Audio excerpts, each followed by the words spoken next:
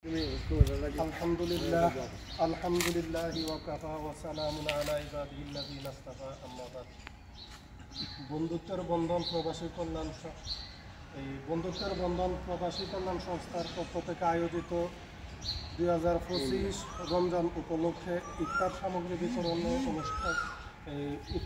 বিতরণ অনুষ্ঠানে উপস্থিত আছেন অত্র এলাকার বিশিষ্ট মুরব্বী এবং আমাদের আদমপুর সিনিয়র ফাজিল মাদ্রাসার সাবেক গভর্নিং বডির সম্মানিত সদস্য জনাব দলিল কাকা এবং আরও উপস্থিত আছেন আমাদের আদমপুর মাদ্রাসার বর্তমান গভর্নিং বডির সদস্য প্রিয় বড় ভাই জাকারিমুল্লাহ ভাই এবং আমাদের মধ্যে আরও উপস্থিত আছেন আমাদের ঐতিহ্যবাহী দারুল কুরআন দাখিল মাদ্রাসার সম্মানিত সুপার মৌলানা কামরুল আলম মাহমুদি সাহেব এবং আরও উপস্থিত আছেন দারুল কুরআন দাখিল মাদ্রাসার সম্মানিত সহ সুপার মৌলানা আব্দুল আহাদ ভাই এবং আমাদের মধ্যে আরও উপস্থিত আছেন এলাকার আরও মুরব্বিয়ানে কেরাম এবং পাহাড়পুর মাদ্রাসার হেড মৌলানা রকিবউদ্দিন সাহেব, এছাড়া আরও মুরব্বিরা উপস্থিত আছেন। আসসালাম আপনাদেরকে অনুষ্ঠান পক্ষ থেকে আন্তরিক মোবারকবাদ। আসসালামু আলাইকুম ওয়া রাহমাতুল্লাহি ওয়া বারাকাতুহু। প্রিয় উপস্থিতি, আমরা এখানে যারা উপস্থিত আছি আমরা অনেকেই অবগত আছি, যাক আমাদের মধ্যে ইনশাআল্লাহ আরও উপস্থিত হয়ে গেছেন এই মুহূর্তে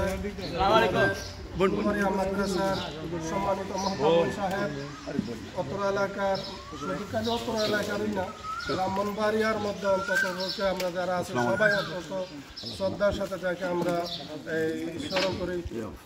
হেফাজত ইসলামের অন্যতম একজন আমাদের ব্রাহ্মণবাড়িয়ার নেতা প্রিয় ব্যক্তিত্ব মাওলানা শফিকুল ইসলাম সাহেব ইতিমধ্যে আমাদের মধ্যে উপস্থিত হয়ে গেছেন।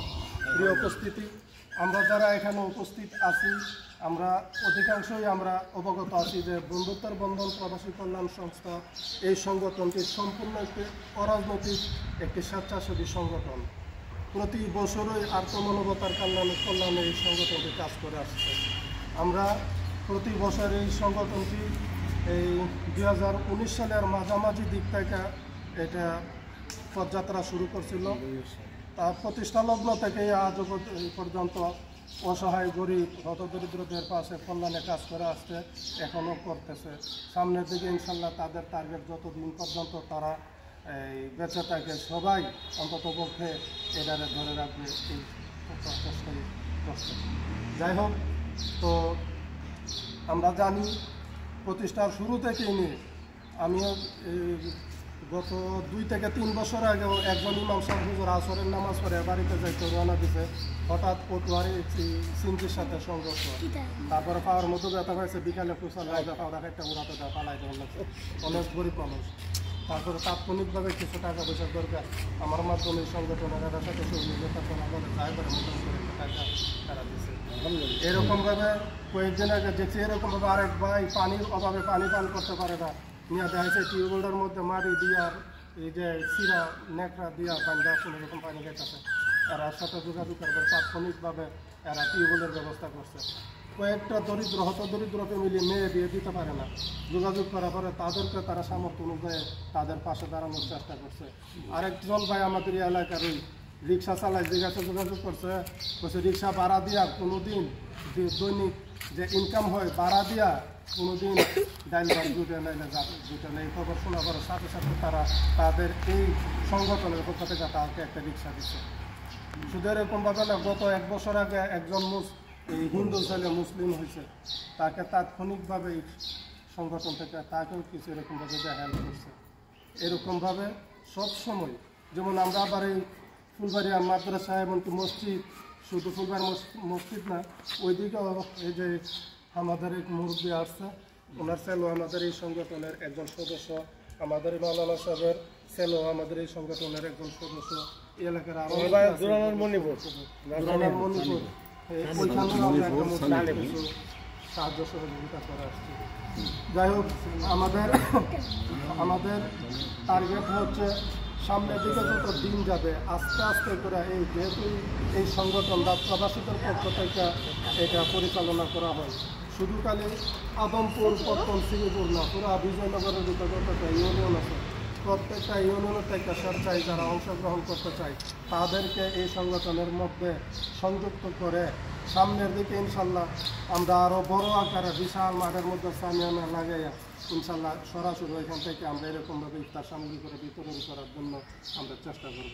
আজকে এখানে অনেক মানুষের দাওয়াত করার কথা ছিল, তারপরে করি নাই এই জন্য যে এখান থেকে আমাদের সমাজের যে গরিব আছে সবাইকে দিতে চাই, আমরা এই অল্প পরিসরে দেওয়া সম্ভব না।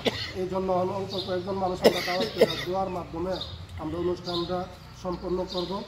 আর এখান থেকে যে কয়েকজন গরিব আছে, যে সদস্যরা আছে, তাদের মধ্যে লিস্ট করে নাম তালিকাভুক্ত হয়েছে, তারা তাদের দায়িত্বে গরিবদের বাড়িতে পৌঁছাই দিবে।